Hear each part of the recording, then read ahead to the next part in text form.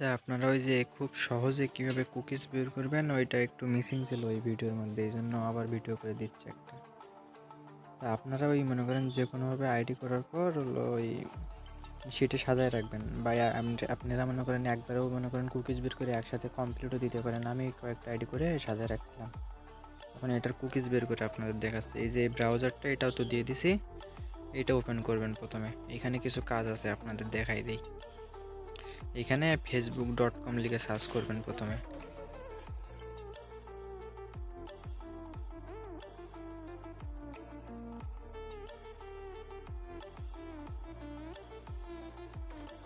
এরপরে যে এটা ওপেন হওয়ার পর করবেন, নিচের 3 লাইনে ক্লিক দিবেন।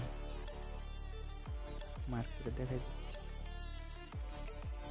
এটাতে ক্লিক দেওয়ার পর এই যে অ্যাড বুকমার্ক লেখা আছে না, এটার উপরে ক্লিক দিবেন। দিয়ে এটা ওই হোম স্ক্রিনে অ্যাড করে রাখবেন, মানে বারবার আপনাদের সার্চ করে আনা লাগবে না, একবারে ওই ইসে অ্যাড হয়ে রাখবেন হোম স্ক্রিনে, এই মানে ব্রাউজারের মধ্যে।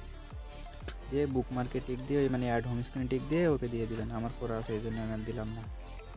তারপরে এই যে দেখবেন ক্লিয়ার ডাটা একটা আছে, এইগুলো হলো যে প্রথমে নিয়ে আসবেন। এই যে কাস্টমাইজ মেনুতে ক্লিক দিবেন, দিয়ে দেখবেন এই যে নিচের দিকে ক্লিয়ার ডাটার অপশনটা থাকে, এটা টেনে উপরে নিয়ে যাবেন। নিয়ে মনে করেন এটা রেখে দিবেন। তাহলে মানে একটা করে আইডি করবেন, করার পরে এই হলো যে ক্লিয়ার ডাটায় ক্লিক করে পরে আরেকটা আইডি লগ ইন দিয়ে ওইটার কুকিজ নেবেন। নাইলে কিন্তু এক কুকিজ বারবার আসবে এই ক্লিয়ার ডাটা না করলে। তো এখানে আমি একটা আইডি লগ ইন করে নিচ্ছি, যেটা কপি করে আনছিলাম।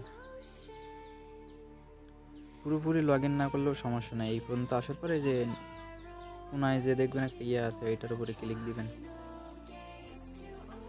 দিয়ে দেখবেন এই যে ভিউ কুকিজ লেখা আছে, ভিউ কুকিজ, এটার উপর ক্লিক দিবেন। দিয়ে এটা হলো যে কপি করে নেবেন, এটাই আপনার ওই আইডির কুকিজ। দিয়ে এটা পুরোপুরি শিটে সাজিয়ে রাখবেন।